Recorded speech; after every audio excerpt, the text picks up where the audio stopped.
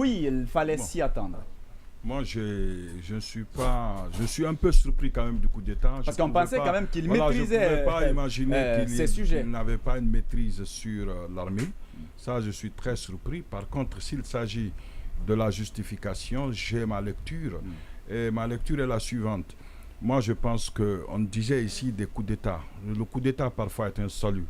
Et je pense que le coup d'État qui s'est passé au Gabon est un coup d'État salutaire. Et moi-même, je préfère qu'on l'appelle une révolution. Bien. De façon, quand un président de la République malade, frappé par un AVC qui ne dit pas son nom, et aujourd'hui, dans le cercle de la gestion, c'est sa femme et son enfant qui décidaient pour toutes les décisions. Et n'oubliez pas que l'auteur du coup d'État, c'est un membre de la famille aussi. On apprend que c'est son cousin. Voilà, c'est un membre de la famille. Bien donc sûr, il voyait qu'il y avait des dérives. Sinon, c'était l'aide de président du père, Oumar Bongo. Actuellement, il a commencé à avoir des soucis avec l'actuel président Ali Bongo parce que peut-être qu'il a voulu conserver le pouvoir dans le cercle familial. Ça peut se comprendre parce que l'autre est malade. Mais moi, je me réjouis quand même que l'Afrique est en train de dire attention, vous les présidents tyrans. Vous ne pouvez pas continuer à ne pas faire des élections. Puisque par principe, la démocratie, c'est quoi? C'est l'alternance. Et si les élections ne permettent pas celle-ci, ce n'est plus des élections.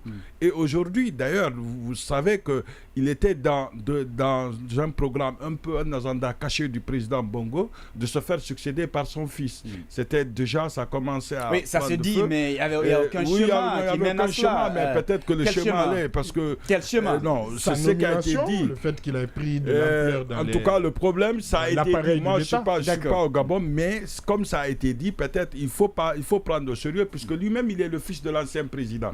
Une dynastie qui a fait 55 ans à peu près, je pense 54 ans, oui. Oui, 54 ans, la famille Bongo a duré 54 ans. Pourquoi son fils va venir diriger un pays alors que ce n'est pas un modèle? Pour celui qui connaît le Gabon, c'est un territoire plus grand que la Guinée. 267 000 et quelques kilomètres carrés. Avec une population qui n'atteint pas 3 millions. Donc il y a plus de gens... 55 ans, il faut le dire. Plus de 55 plutôt. Allez-y. Oui, c'est ce que je dis. Maintenant, regardez, à peu près, il y a autant de monde au Gabon alors qu'à Conakry qu'au Gabon. Donc la population de Conakry actuellement, dans le Grand Conakry, ça dépasse la population gabonaise. Et ce qui contraste, le Gabon, c'est un bon producteur de pétrole, un bon producteur de bois. Le Gabon manque de tout.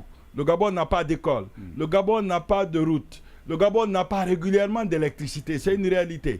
Donc, qui bouffe l'argent des Gabonais? C'est important. Et si également, pour le coup d'État, à comparer avec le coup d'État du Niger, alors, on va voir, parce que certains ont défendu une logique au Niger.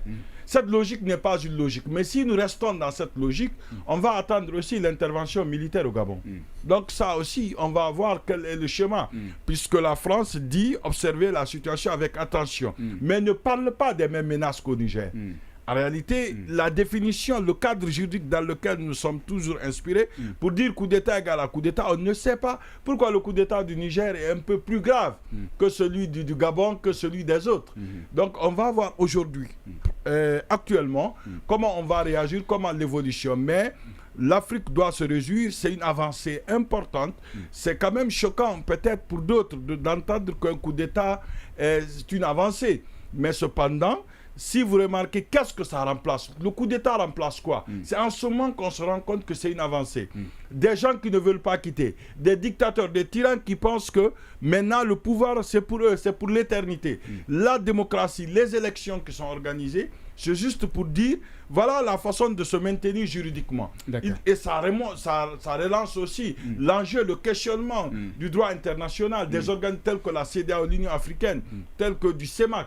Ces organisations doivent se remettre en cause pour dire, attention, lorsqu'il y a des élections, il faudrait que nous veillions à ce que celui qui gagne les élections soit le président de la République. Puisque c'est ce schéma qui rend très long entre les fissures qui se trouvent entre les résultats des élections et la proclamation des résultats par la CENI et par les juridictions. C'est ce qui fait ces problèmes. Bien. Donc il va falloir quand même compter sur le peuple d'Afrique. Bravo les armées africaines. Autant que ce peut, des présidents se comportent comme des tyrans. Moi, je vous demande, vous militaires, de prendre vos dispositions. Alors, est-ce que, Oumar, quand on parle de cette situation, ou si on suit le raisonnement de Diallo, est-ce qu'on n'est pas en train de vider la démocratie de son sens? Que vous soyez vieux ou jeune, que vous soyez, je ne sais pas comment je vais décrire, mais si les citoyens ou le peuple estiment que c'est vous qui pouvez faire leur affaire, est-ce qu'il revient à l'armée d'annoncer cette rupture ou de faire un coup d'État? Ce que tu as de la Guinée en Guyane, je vais difficilement applaudir ou, s'il faut dire, se résoudre d'un coup d'État. D'autant plus que la plupart des militaires, ou s'il faut dire des hommes qui font les coups d'État, ils ne le font pas pour arranger le peuple, ils ne le font pas pour servir le peuple. Parce que l'élément le plus fondamental dans une dictature, c'est l'armée. Tous les pouvoirs civils qui ont pu s'éterniser au pouvoir, c'est par la complicité de l'armée. Et quand il y a sous-développement, on a tendance à donner carte blanche à l'armée et s'il faut dédouaner l'armée et accuser le pouvoir civil.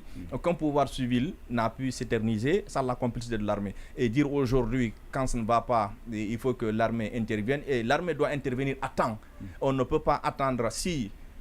l'armée, comme il s'agit du Gabon aujourd'hui, si cette armée voulait intervenir pour rétablir la démocratie, il était question de réagir depuis au temps de Omar Bongo. Parce que quand vous remarquez, les élections sont truquées, il y a des frustrations, il y a des tueries après les élections, même les dernières élections, à part celles dont on a donné le résultat hier, on a enregistré des morts. L'armée n'a pas réagi. Soit c'est un faux coup d'État, soit un coup d'État préparé par la famille Bongo, parce qu'on n'a pas eu s'il faut dire, une résistance de l'armée.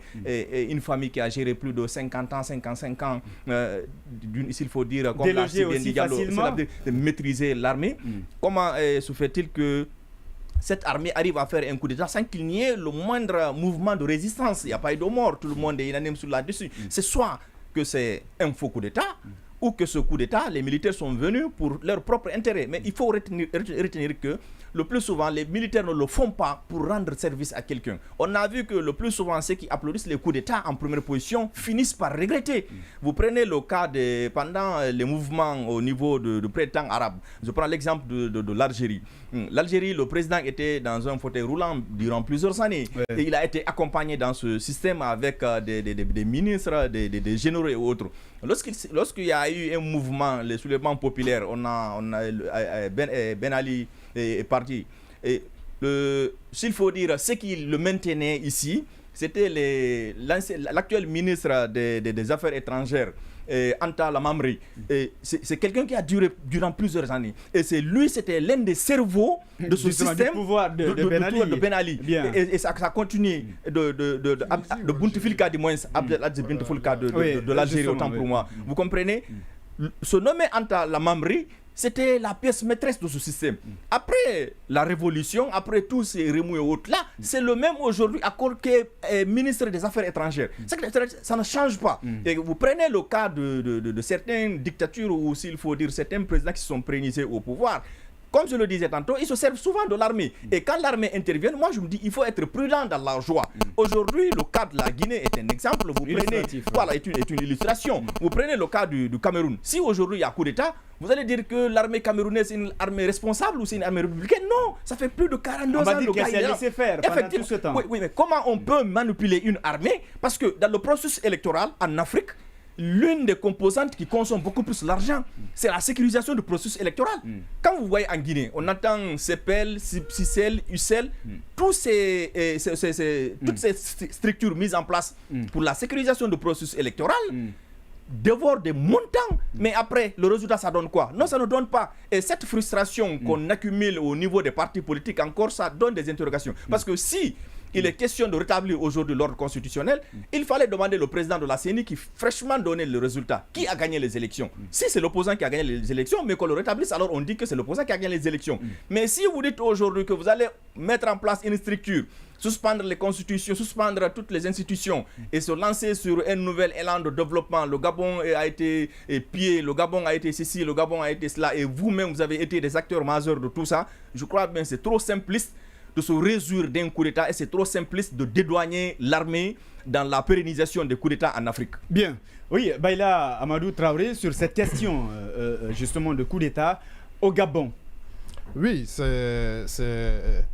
j'ai envie de dire que les mêmes causes produiront toujours les mêmes effets. C'est cela qui peut résumer la situation. Les mêmes causes produiront toujours les mêmes effets. Ouais. Moi, bien entendu, je me réjouis. Je ne me réjouis pas du coup d'État en tant que tel, mais je me réjouis que le camp des pseudo-démocraties se rétrécisse et qu'on avance.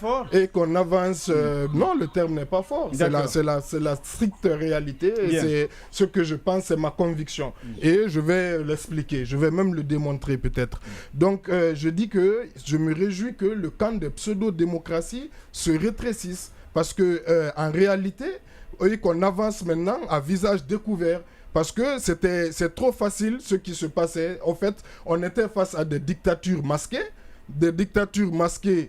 Habillées, déguisées grâce à des élections contestées et où il y avait une prévarication des richesses. Tout le monde le sait, un pouvoir dynastique, là je parle vraiment du Gabon, alors que la démocratie c'est quoi? Disons-nous simplement les choses de la plus bête des manières. La démocratie, on dit, c'est le pouvoir du peuple. Le pouvoir du peuple par le peuple et pour le peuple. Et pour le peuple. Et ce pouvoir du peuple, ce n'est pas que les élections. Justement, déjà, c'est bien sûr les élections, c'est pouvoir choisir ses représentants, mais les choisir justement de manière transparente. Il faut que cela soit clair. Et aussi, ce n'est pas que les élections, c'est aussi l'équilibre des pouvoirs, c'est aussi la justice sociale. Et la justice sociale, c'est le partage juste des richesses. Et c'est ça la démocratie en réalité. Mais est-ce que dans ces régimes qui sont victimes de coups d'État, si on s'en tient à ces éléments basiques de définition, on peut réellement dire que ce sont des démocraties? La réponse est non. Donc moi, je ne verserai jamais de larmes de crocodile lorsque de tels régimes tombent. Et je dis que justement, si peut-être avant c'était des dictatures masquées, ben maintenant, ça sera des dictatures à visage découvert. Et tant mieux. Et pourquoi les populations ont tout de suite aussi ce réflexe de se réjouir? C'est aussi humain, c'est l'espoir. C'est qu'à un moment donné, quand vous êtes là, vous n'avez plus les moyens, parce que je vous donne l'anecdote, je vous l'ai dit tout à l'heure, et je vous assure, c'est comme ça, ça s'est passé. Aujourd'hui, il était prévu que je fasse du Gabon un biscuit, parce que hier soir, après l'émission, j'ai été appelé par un ami gabonais qui m'a expliqué comment les élections se sont déroulées en France. Lui, il est à Lyon, comment il a dû se déplacer pour aller à Bordeaux pour voter, comment dans les conditions dans lesquelles ils se sont recensés, ils se sont battus, ils sont restés jusqu'au dépouillement, et ils étaient impuissants face à ce qui allait être une confiscation des élections. Et il m'a dit qu'il fallait que je parle aussi du Gabon, parce qu'il avait vu que j'avais parlé du Niger. Donc il était prévu que je le fasse. Donc vous voyez, c'est-à-dire je ne peux pas vraiment cette question des élections. Et je fais aussi une petite digression pour dire que la démocratie aussi, c'est pas en fait l'alternance, c'est la possibilité de l'alternance. Je m'explique. C'est-à-dire il faut que justement qu'il y ait des moyens d'avoir des élections pour que un président, moi c'est ce que je pense, même s'il doit faire 5 mandats, mais que ces 5 mandats soient réellement le choix du peuple, que ça soit vraiment démocratique. En Allemagne, par exemple, Angela Merkel a fait 4 mandats. Est-ce qu'on peut dire que c'est pas une démocratie pour ça? Non, mais c'est qu'il y a des garanties, que le système a garanti que des élections puissent se faire dans des conditions transparentes et acceptables de tous, ce qui n'est jamais le cas dans les pays où on fait ces coups d'État. Parce que je termine par là, aucune démocratie, une véritable démocratie qui fonctionne, aucun État qui fonctionne ne peut être victime de coup d'État d'une personne ou d'une unité. Je l'avais dit pour le Niger et je le redis pour le Gabon. Bien sûr, c'est toujours sur les défaillances d'un État, d'une démocratie que s'appuient les militaires pour prendre le pouvoir. Bien. Et je termine par avoir une pensée solennelle. J'espère que les nouvelles autorités entendront, les nouvelles autorités du Gabon entendront cela. C'est le cas du lieutenant Ondo Obiang Kelly. je pense qu'il doit être libéré.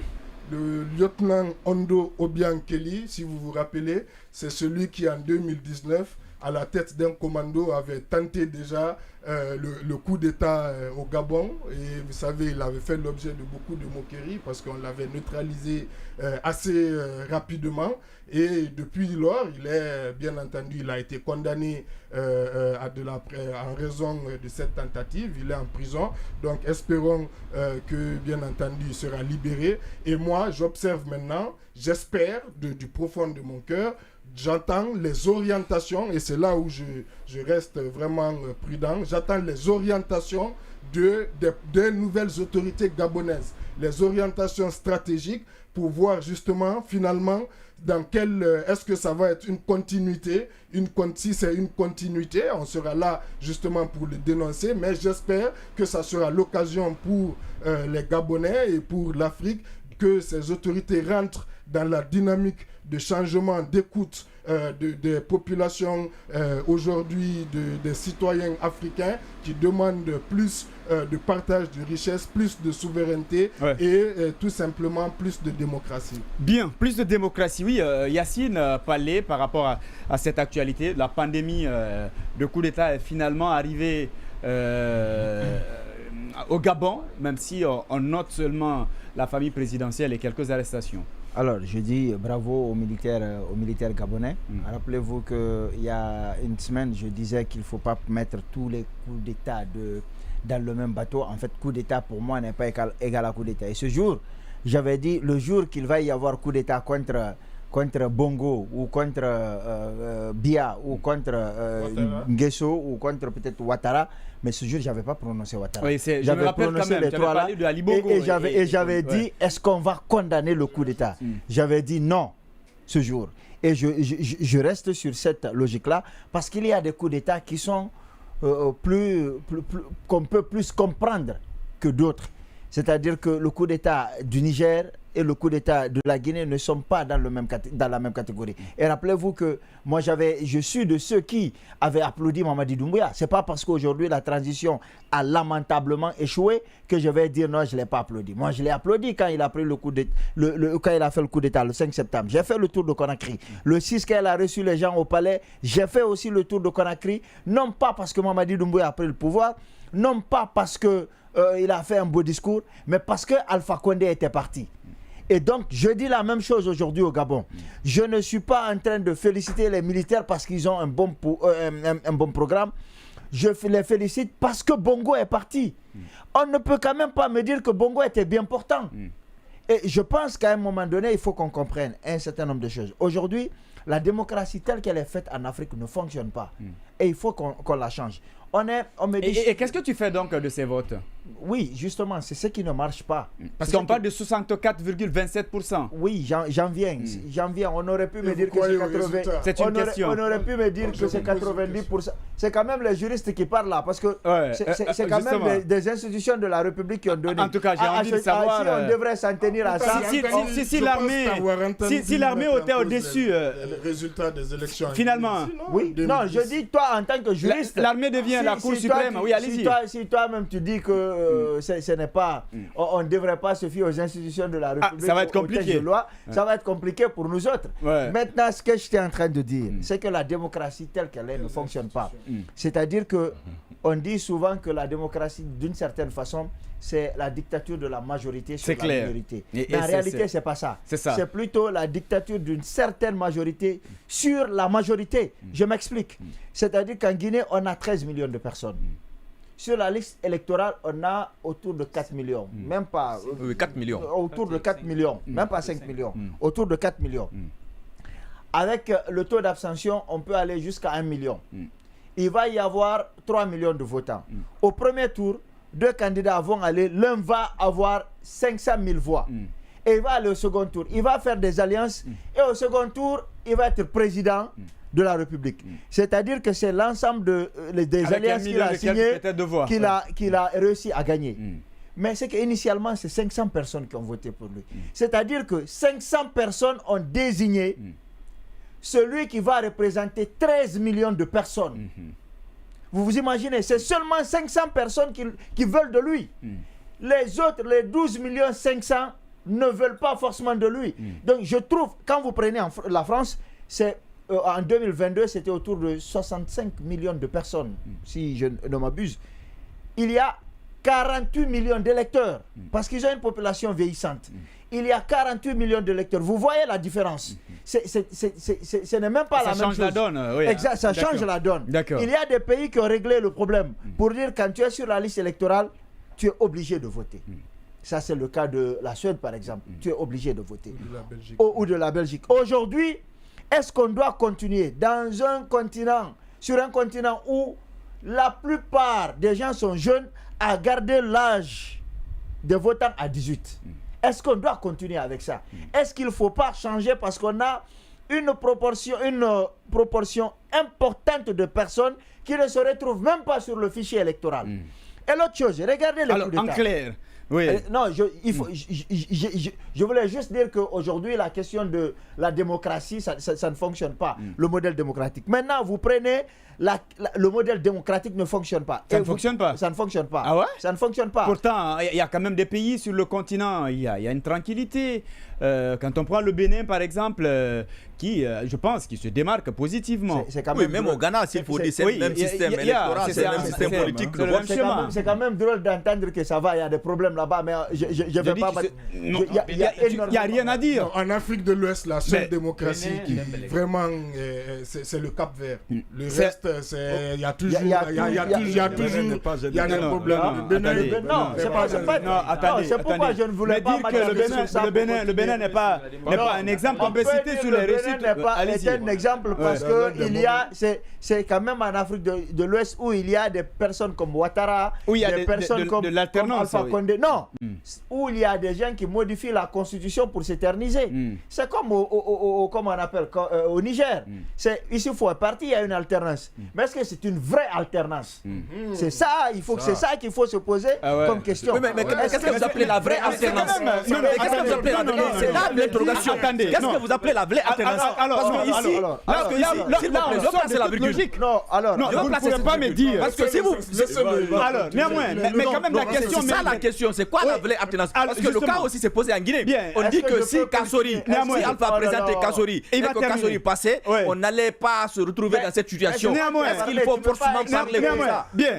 Néanmoins, aujourd'hui, c'est la démocratie. D'accord. Alors, Oumar va permettre. Celui qui a gagné les élections. Est-ce que Oumar peut permettre? C'est bien. Moi, je ne suis pas contre ce que tu dis, mais j'ai quand même envie de comprendre certaines choses. Non, je ne m'éloigne pas. Lorsque vous me dites, non, c'est juste une question, si tu permettais, dans la même logique.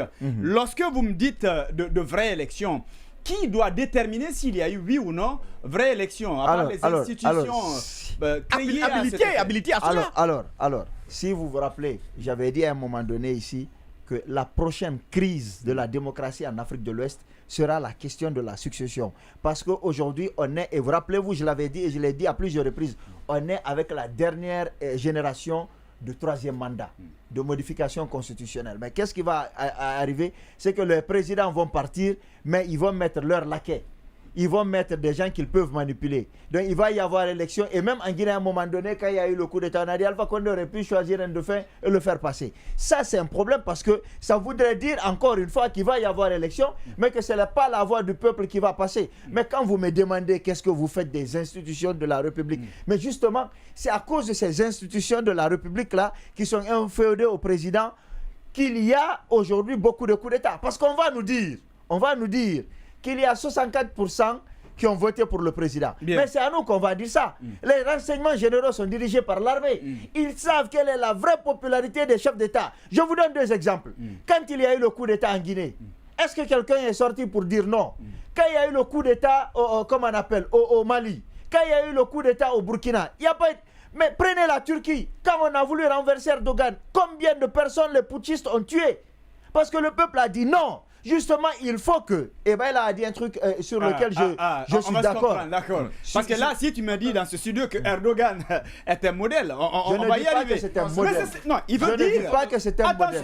Je dis... C'est un mauvais exemple, ça passe pas. C'est un très bon exemple. Je dis... Erdogan n'a pas truqué les élections. Non, exactement. Mais il fait pire que ça. Erdogan n'a pas d'opposant. Mais il fait pire que ça. Qui a une voix... Qu'est-ce qu'il a fait derrière son avocat? Qu'est-ce qui s'est passé avec l'opposant, le propriétaire des écoles? fait la le coup Goulène. d'État. Mais ça a donné quoi? Et c'était la même chose qu'on disait au Congo que Kabila a donné les élections à Tshisekedi et qu'après c'est pour faire l'affaire de Tshisekedi de Kabila. Après ça a donné quoi? C'est quand même compliqué parce qu'on m'interroge à chaque fois. Ce que je suis en train de dire, c'est vous qui ne comprenez pas. Ce que je dis, c'est qu'il y a eu des présidents qui se sont dit démocratiquement élus, qui n'ont même pas fait la moitié de leur mandat, il y a eu un coup d'État. Même une mouche n'est pas sortie pour dire non. Comme qui? Mais Alpha Condé. Mais au Niger, les gens ont manifesté. Oui, après on les a arrêtés. Du Niger. Je dis finalement, que quand vous prenez la Turquie, il y a eu une tentative de coup d'État. Avant que la garde présidentielle ne s'organise pour riposter, c'est d'abord le peuple qui est sorti. Il y a eu beaucoup de massacres. Pourquoi le peuple est sorti? C'est parce que c'est des gens qui ont choisi leur chef. Et ici, on nous dit le président a été élu à 67%. Je vous ai expliqué le processus. Quand quelqu'un est élu par 500 000 personnes sur 13 millions, dites-moi si lui, il est véritablement bien élu. Et ça, je ne parle pas que de la Guinée, je parle de l'Afrique en général. Vous prenez les personnes qui ont été renversées. La plupart de ces personnes ont été renversées par des unités spéciales d'élite. Parce que c'est l'armée, ils ont l'information qu'il faut. Ils savent que le peuple n'est pas avec le président. Ils savent qu'en le renversant, rien ne va se passer. C'est pourquoi ils renversent. Nos chefs d'État sont mal élus. Il faut changer le processus démocratique africain. Ça ne marche pas. Très bien, ça ne marche pas. Yacine Palais. Alors, Aboubakar Condé, Oscar, par rapport justement à ce coup d'État, est-ce qu'on peut croire aux raisons avancées justement par la junte qui vient de prendre le pouvoir? Je disais, pour le moment, attendons de voir pour ne pas que nous donnons des conclusions hâtives à l'issue de ce coup d'État. Pourquoi? Élection annulée, président en résidence surveillée, vous attendez, vous parlez de quelle conclusion? Non, donnez-nous la parole, peut-être il ne veut pas parler. On va attendre que les choses soient claires. Je crois sinon, on parle des faits, pas de conclusion. Non, parce que vouloir trop, c'est parce que certaines se réjouissent de ce coup d'État, d'autres même disent que bravo, militairement, c'est non encore, parce que nous connaissons l'homme. Il était qui avant au moins d'accéder à ce pouvoir-là? Il est dans le giron au moins du pouvoir au Gabon. Il y avait cela. En plus, c'est encore plus grave. Parce que c'est même leur entourage qui disent non, à un moment donné, stop. Non, il va continuer. Leurs parents dirigeants. Il va continuer. Sa première déclaration, sa première interview avec nos confrères de Le Monde, quand on lui a posé la question, est-ce que ce coup d'État ou ce coup de force était préparé à longue date, ou est-ce que la proclamation des résultats du scrutin du 26 août, donnant Ali Bongo vainqueur, qui les a poussés à agir ainsi? Il a dit non, qu'il y avait bel et bien la grogne au niveau du Gabon, et qu'au-delà même de cette grogne-là, depuis au mois de mars 2018, le président est déjà frappé par un AVC, je crois, plusieurs fois.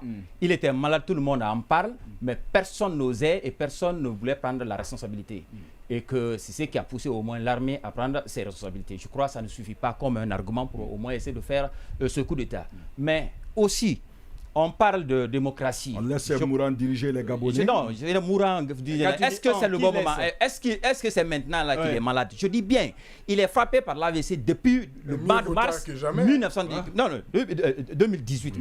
Mieux vieux tard que jamais. Mais c'est un coup d'État. C'est un coup d'État. Alors, dans les faits, il y a eu une élection. Au moins, souvent, les militaires aussi ont des arguments disant que les politiques ne sont pas unis. Mais les partis politiques ont eu quand même le courage de présenter un candidat, un seul candidat face à lui, et déjà à l'avance, qui avait déclaré par tous les moyens pour dire que déjà il a gagné les élections. L'internet a été coupé pour au moins ne pas fuiter les chiffres, et il y a même une loi gabonaise qui interdise. Il y a une loi gabonaise qui interdise les médias à ne jamais avancer des chiffres avant la proclamation des résultats officiels. Donc, pour dire que si réellement il disait, ils ont attendu qu'il y ait une élection, et il a eu un mandat très court, il n'a même pas été installé, 1 heure après la proclamation des résultats. Et qu'est-ce qu'il devrait faire? Dissoudre au moins les institutions là, il fallait au moins proposer le recomptage des voix et déclarer celui qui est au moins gagnant de ces élections. Mais je pense très bien. Mais est-ce que c'est pas un pari risqué? Si on reprenait et qu'à l'arrivée, on se rend compte que même si le résultat change, et que c'est lui qui avait gagné. Finalement, on fait quoi? On le laisse continuer? Non, mais non, il y a une élection qui était déjà là. Une élection est là. Ouais. Et je dis bien, les arguments pour... Non, je suis seulement ton raisonnement. Oui, d'accord. Pourquoi au moins, ouais. aujourd'hui, Ali Bongo, avant même les élections, après même la proclamation des résultats, il avait coupé l'Internet, il avait essayé de bloquer beaucoup de choses. Eux, ils ont rétabli l'Internet. Ben, pourquoi eux, ils demandent au moins la fermeture des frontières? Quand nous prenons les frontières terrestres avec le Gabon, il y en a que au Congo, c'est Sassou Nguesso, le Cameroun avec Paul Biya et Guinée équatoriale avec Teodoro Obiangema. Donc nous connaissons déjà ce qui se cache derrière. C'est ce qui est en train de découvrir. Et puis on le sait sciemment que le monsieur, le général, il était là. Il était là dans la famille, c'est un membre de la famille. Donc il est très tôt de le dire, si réellement il n'y a pas une idée derrière, qu'on fasse le recomptage, parce que le coup d'État est intervenu. Donc, tu proposes à ce que l'armée n'est pas une institution judiciaire. S'il n'est pas une institution judiciaire, qu'est-ce qu'il faut? Oscar, donc, est-ce que tu proposes à ce que, par exemple, le deuxième, l'opposant, passe directement et dirige, par exemple... Ils étaient deux. A-t-il des armes? Il était deux en Le deuxième a des armes? Deux en liste. Non, non. Je dis Oui, mais alors il faudrait aussi rétablir Jean-Ping. Non, Jean-Ping. Jean-Ping aussi, il se proclame président parce qu'il dit qu'il a gagné. Donc s'il faut faire gagner l'opposant là, il faut faire gagner Jean-Ping aussi. Prenons le cas, en tout cas, le cas de maladie. Et vous savez, bien sûr, beaucoup pensent peut-être, parce que je vois les idées derrière, beaucoup pensent que la France aussi serait derrière. Et on avait vu en Afrique centrale, le séjour de Macron dans ces pays, il avait fait au moins 3 nuits à côté de Ali Bongo. 3 nuits avec Ali Bongo, et sur le net, on voit réellement les visites, les photos tête à tête entre Brice Oligui Nguema et Macron. Donc il n'y a rien à négliger dans ce sens-là. Attendons de voir. C'est trop tôt, franchement, de dire quelque chose. D'accord. D'abord, comment il s'appelle, Baïla? J'ai oublié de rebondir sur l'expression que Diallo a utilisée tout à l'heure lorsqu'il a dit ce n'est pas un coup d'État, c'est une révolution. Au fait, ça m'a fait penser. Ça n'engage que moi. Non, ça n'engage pas que toi. C'est la phrase. Je t'apprends, ou peut-être tu le sais, mais c'est exactement la phrase qu'a prononcée Alassane Ouattara. Les vidéos existent lors du coup d'État de Robert Gueye. Comment on appelle en Côte d'Ivoire. C'est le mot qu'il a prononcé. Il a dit ce n'est pas un coup d'État, c'est une révolution. Et pourquoi je le dis? Parce que vous savez, Bazoum aussi, il a été pris à ce jeu. Après le coup d'État, on a vu ses anciens discours où il a apporté d'abord le soutien au coup d'État qui a eu le dernier coup d'État au Niger en 2010, si mes souvenirs sont bons, ou 2009. Et aussi, il avait justifié le coup d'État du Tchad. Donc c'est aussi cette question de appréciation des coups d'État et des troisième mandats à géométrie variable. Tant qu'on ne sort pas de ça, on n'en sortira pas aussi. Un coup d'État, c'est un coup d'État. Un troisième mandat, c'est un troisième de mandat. Soit on accepte, soit on n'accepte pas, mais on doit normalement défendre les valeurs, pas la tête du client. Bien, pas la tête du client. Oui, une fois, je suis d'accord avec... Moi, quand même, je suis surpris que quand on demande que l'armée est venue tardivement. Qu'est-ce que c'est tardivement? On ne sait pas si, par exemple, l'autre n'allait pas faire 80 ans encore à Libongo. On ne sait pas combien d'âge il aura. Ce n'est pas nous qui le tuons. Donc, en réalité, il n'est jamais tard de bien faire les choses. Et d'ailleurs, ce que nous rappelons, les arguments développés par Condé Oscar ne tiennent pas dans la mesure où, en disant c'est la famille, peu importe. Aujourd'hui, quand même, le peuple gabonais a un nouveau point de départ. Ce point de départ est plus différent que celui qui consistait à garder une famille qui a piégé, qui a gaspillé, qui a dilapidé les deniers publics gabonais. Et donc, je pense la famille Bongo devra répondre des différents actes de la pauvreté des Gabonais. D'accord. Pardon, je vais te revenir tout à l'heure. Je rappelle en 2 points que déjà l'armée n'est pas venue tardivement. Il faut rappeler que Bongo est à son 3e mandat. C'est-à-dire qu'il a fait 2 mandats. Alors, avec ce qu'il y a eu, mais il a quand même fait 2 mandats. Bien. Et ça, il ne faut pas l'oublier. C'est après le 2e mandat, à l'issue de l'élection qui devait le couronner comme président pour 7 autres années du Gabon, que le coup d'État a été fait.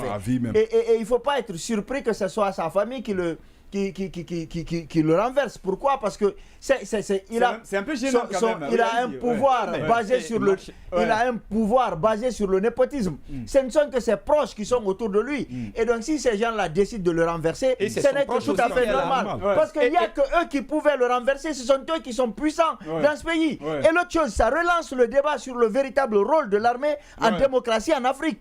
Il faut qu'on comprenne qu'on ne peut pas continuer à dire à l'armée il faut garder nos frontières, non. Aujourd'hui, la solution. Attention. Oui, non, je dis. Ça va glisser. Je dis. D'accord, alors vas-y, je dis qu'il faut avoir une réflexion et accorder un vrai rôle à l'armée au sein de nos démocraties en Afrique. Quelle armée?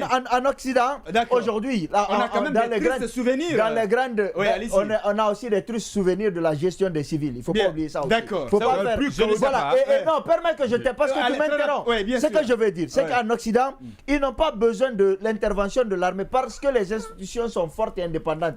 En Afrique, ce n'est pas le cas. Il faut que l'armée ait un rôle de garant de toutes les institutions, pas que du fauteuil présidentiel. Il faut qu'on ait cette réflexion parce que sinon on ne s'en sort pas. Bien, tant que le président un rôle économique aussi, par exemple, l'agriculture, etc. Je ne sais pas si nous définissons la démocratie de la même manière parce que moi, en tout cas, je ne pense vers chez nous ici, en Afrique ici, ce que nous connaissons, la démocratie est à l'état embryonnaire. Donc nous ne pouvons pas au moins dire que on ne peut pas se comparer à certains pays aujourd'hui connus démocratiques qui ont eu au moins des siècles de démocratie. Parce que déjà, la démocratie chez nous, c'est comme un enfant qui est né, qui n'a pas fait encore ses premiers pas, qui traîne encore. Nous ne pouvons pas se comparer à ces gens. Pourquoi? Si je dis que les militaires là sont venus tardivement, quand Ali Bongo remplaçait son feu papa, mais l'armée, elle était où pendant ce temps-là? Et quand il ne l'a pas renversé. Non, mais mieux vaut tard que jamais. Mais attention, je dis, le bon signal aujourd'hui d'une démocratie en Afrique, c'est aussi l'alternance. Qu'il y ait une bonne ou mauvaise alternance, l'alternance est un bon signal. Attention,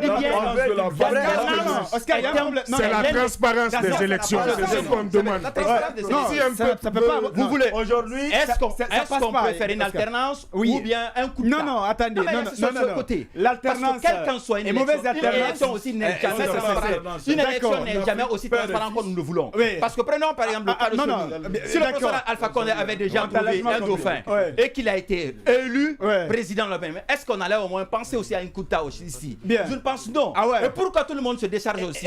La communauté internationale au moins condamne à un niveau aussi élevé par rapport à ces autres pays, côté du Niger, parce que simplement il y a une alternance. Peu importe maintenant la façon dont il a été élu. Et justement, ça commence par là. Non, là je suis pas d'accord. Je parle du Niger. D'accord.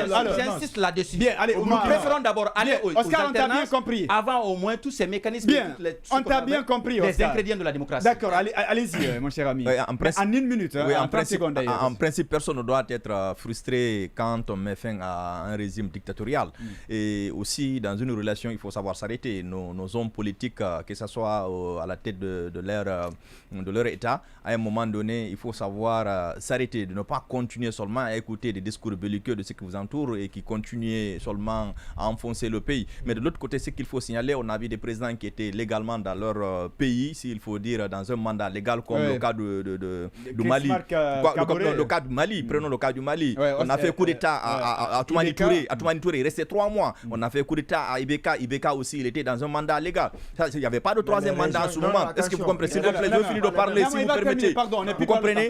Voilà. Et l'autre chose que Yacine a parlé, où je le rejoins, c'est par rapport à la redéfinition du rôle de l'armée. Et si toutefois l'armée comprend que le président qui est en place veut se maintenir au pouvoir, si tous les généraux de l'armée se retrouvent à une réunion